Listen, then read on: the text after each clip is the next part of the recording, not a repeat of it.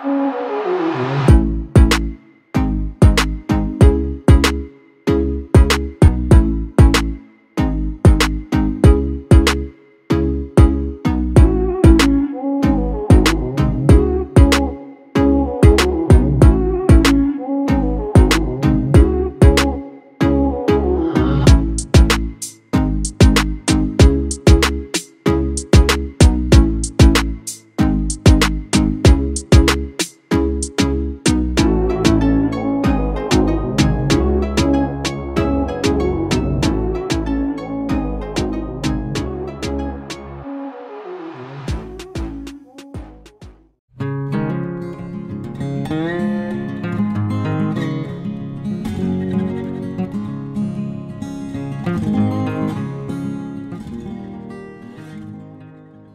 teman-teman, selamat pagi. Selamat bergabung di GCC Kids Purwokerto. Apa kabar nih teman-teman semua? Arel sudah kangen sekali dengan teman-teman. Tapi keadaan belum memungkinkan. Kita berdoa saja biar pandemi segera berlalu ya. Nah, pagi ini kita akan memuji Tuhan bersama kakak-kakak dari STT Soteria. Dan juga kita akan mendengarkan firman Tuhan yang pastinya akan seru dan menyenangkan. Mari kita berdoa. Bapa di surga, terima kasih kalau kami masih bisa mengikuti ibadah online pagi ini. Hadirlah dalam ibadah kami dan berkatilah kami. Dalam nama Yesus kami berdoa. Amin. Enjoy!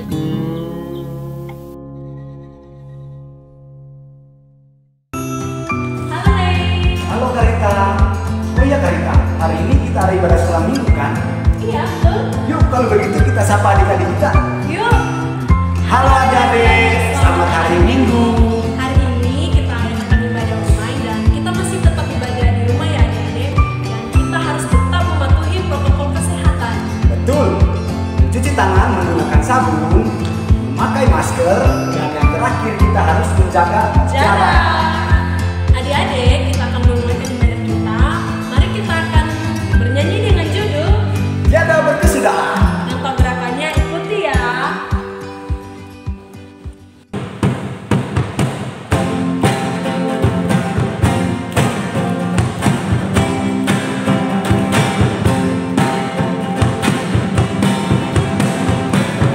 Tiada berkesudahan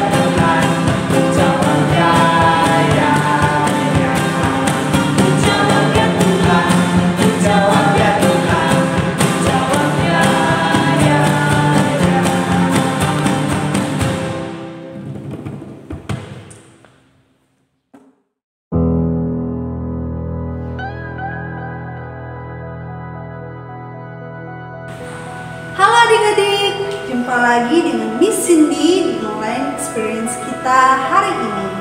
Adik-adik, hari ini Miss akan bercerita tentang Yesus menyembuhkan seorang pria yang lumpuh yang diangkat teman-temannya dan masuk ke dalam rumah melalui atap rumah. Hari ini adik-adik, cerita kita akan menarik. Namun sebelum kakak mulai bercerita, kakak ingin mengajak adik-adik semua supaya fokus. Kalau misalnya adik-adik baru bangun, yuk cuci muka dulu biar nanti nggak ngantuk-ngantuk lagi. Kalau misalnya masih main game, stop.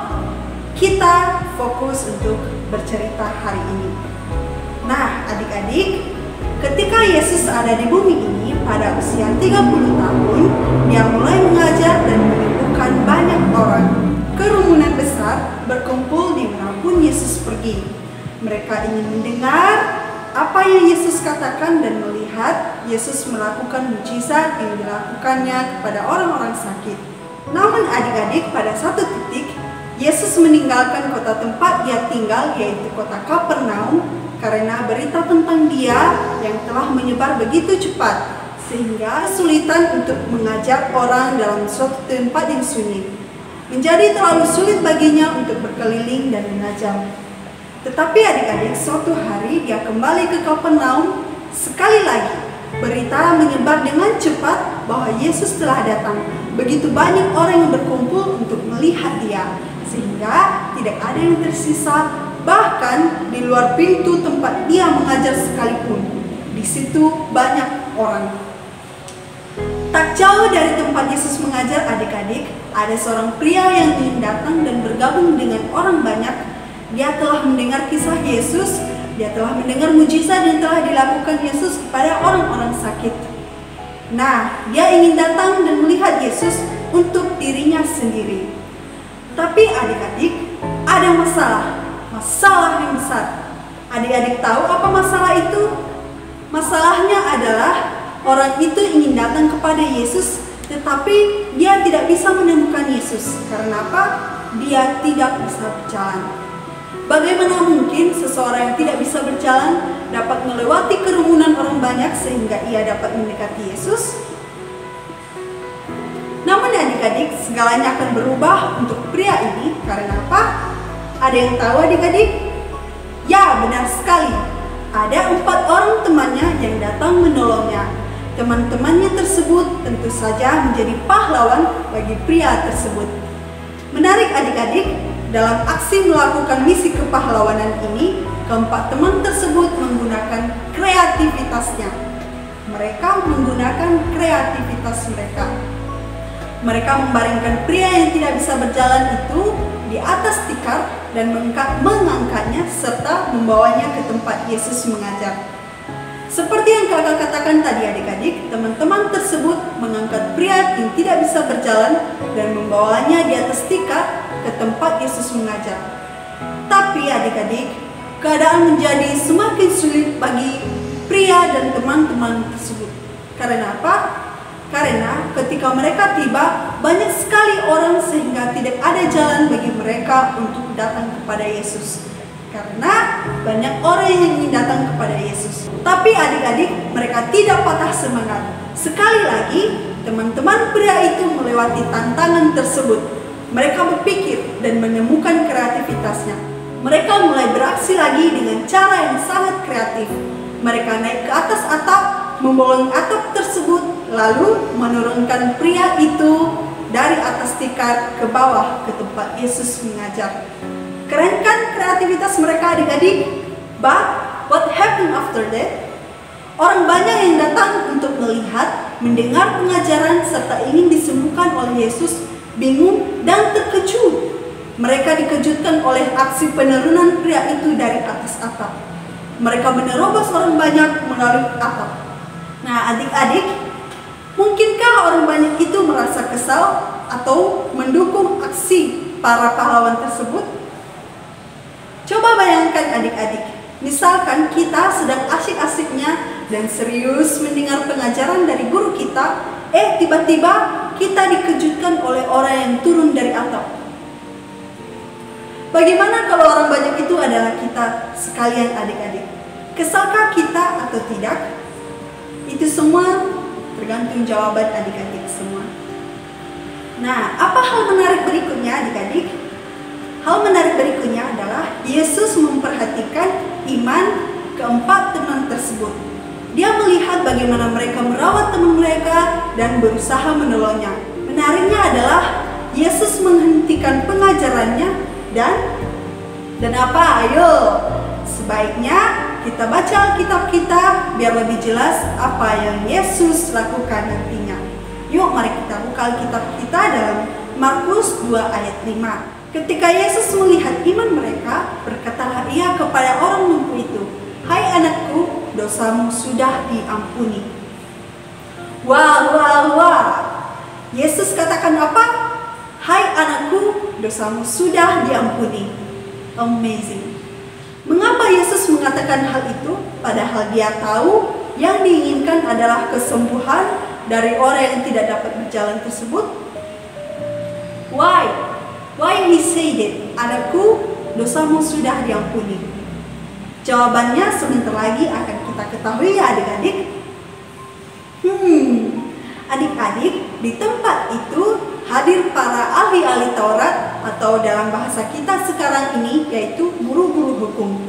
Mereka itu sangat terkejut atas perkataan Yesus kepada pria lumpuh itu. Mereka berkata dalam hatinya, "Mengapa orang ini berkata begitu? Ia menghujat Allah. Siapa yang mengampuni dosa selain daripada Allah sendiri?" Nah, adik-adik, perkataan hati mereka ini didengar oleh Yesus. Hebat kan Tuhan Yesus kita? Dia dapat mendengar kata hati manusia dan dia dapat melihat apa yang kita pikirkan. Jadi berarti kalau misalnya kita berdoa atau mengatakan permohonan kita kepada Tuhan, kita tidak perlu berteriak-teriak, cukup dalam hati kita, karena dia dapat mendengar kita sebesar apapun dan sekecil apapun suara kita. Back to the story adik-adik. Karena Yesus mendengar itu, dia pun berkata kepada guru-guru hukum tersebut, "Mengapa kamu berpikir begitu dalam hatimu? Manakah lebih mudah mengatakan kepada orang lumpuh ini, dosamu sudah diampuni, atau mengatakan, bangunlah, angkatlah tilammu dan berjalanlah? Tetapi supaya kamu tahu bahwa di dunia ini anak manusia berkuasa mengampuni dosa." Selanjutnya adik-adik, Tuhan Yesus berkata kepada orang lumpuh itu, dia mengatakan, "Kepadamu kukatakan, bangunlah, angkatlah tempat tidurmu dan pulanglah ke rumahmu." Nah adik-adik, dari perkataan Yesus ini, dia menyatakan bahwa dia berkuasa mengampuni dosa manusia, dia mampu menyembuhkan penyakit. Dan pernyataan tersebut segera dibuktikannya dengan menyuruh pria lumpuh itu bangun, mengangkat tempat tidurnya dan berjalan pulang ke rumahnya. Oke adik-adik, jawaban dari pertanyaan kita tadi, mengapa Yesus mengatakan kepada pria lumpuh itu, "Dosamu sudah diampuni?" Jawabannya adalah untuk memulihkan pria itu supaya dapat datang kepada Allah dengan kehidupan yang telah diampuni, kehidupan tanpa beban dosa, kehidupan yang bebas. Sama seperti kakinya yang lumpuh dapat berjalan kembali dan datang kepada Yesus, demikian juga dengan rohnya dapat bersatu kembali dengan Allah. Pria lumpuh ini dalam satu tindakan Yesus langsung sembuh, baik tubuhnya yang cacat maupun jiwanya yang cacat akibat dosa. Semuanya sembuh. Oke adik-adik, dalam cerita kita hari ini, kita mengetahui bahwa Yesus telah menunjukkan betapa dia sangat berkuasa. Dalam cerita ini juga adik-adik, ada seorang pria lumpuh yang tidak dapat berjalan, yang tidak dapat datang kepada Yesus. Pria ini membutuhkan keajaiban dan keajaiban pun datang kepadanya. Dia mempunyai beberapa teman yang tahu bagaimana menggunakan kekuatan dan kreativitas mereka. Mereka datang membantu pria itu, mereka bekerja sama untuk membawanya kepada Yesus. Yesus yang memiliki kuasa untuk menyembuhkan tubuh dan mengampuni dosa. Adik-adik, mereka tidak membiarkan tantangan apapun menghentikan mereka karena mereka tahu Yesus dapat menolong dan menyembuhkan orang tersebut. Jadi adik-adik, sungguh menakjubkan keempat teman tersebut bekerja sama untuk teman mereka, untuk orang yang lumpuh itu. Nah adik-adik, Kebenaran yang perlu kita tahu adalah Tuhan memberi keempat teman tersebut kemampuan dan kreativitas untuk melakukan apapun yang harus mereka lakukan untuk membawanya kepada Yesus. Tuhan menciptakan mereka untuk bekerja sama, dan Tuhan Yesus melakukan hal yang sama untuk kita. Dia memberi kita kemampuan dan kreativitas untuk menolong orang lain dan menciptakan kita untuk bekerja sama dengan orang lain. Jadi adik-adik, kakak mengajak adik-adik semua, mari menggunakan kreativitas kita, mari berbicara kepada Tuhan, meminta Dia supaya membantu kita untuk bekerja sama dengan orang lain. Kita dapat memulainya dari papa mama, kakak adik, dan orang-orang yang ada di sisi rumah kita. Jadi adik-adik, kita perlu membantu mereka dengan cara yang kreatif. Misalnya nih, kan sekarang adalah zaman sekolah online. Nah, kalau misalnya kakak atau adik sedang melakukan kelas online dan mereka sedang kelaparan, kita dapat menolong mereka dengan membawakan mereka beberapa cemilan atau memberikan air minum kepada kakak atau adik kita. Nah, adik-adik, masih banyak hal yang perlu kita lakukan, masih banyak kreativitas yang lain yang dapat menolong orang-orang yang ada di sekitar kita. Jadi, mari kita melakukannya, mari kita menolong sesama kita. Untuk dapat mewujudkannya adik-adik, mari kita berdoa, mari kita memohon tuntunan Roh Kudus supaya Dia dapat menolong kita. Mari kita berdoa. Ya Tuhan, terima kasih telah menciptakan kami untuk bekerja sama dengan orang lain. Seperti keempat teman tersebut yang membawa orang lumpuh untuk datang kepada Yesus.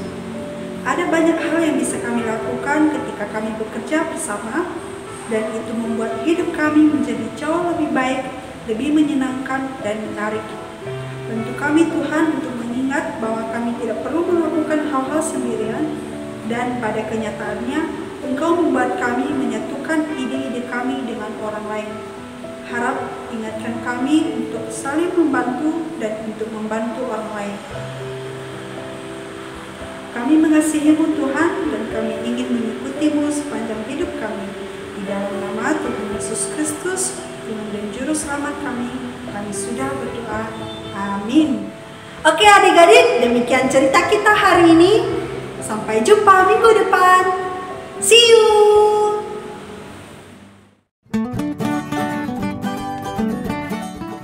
Nah, pagi ini kita sudah memuji Tuhan dan mendengarkan firman Tuhan. Kiranya ibadah kita pagi ini menjadi berkat buat kita semua. Sampai jumpa minggu depan. Bye-bye.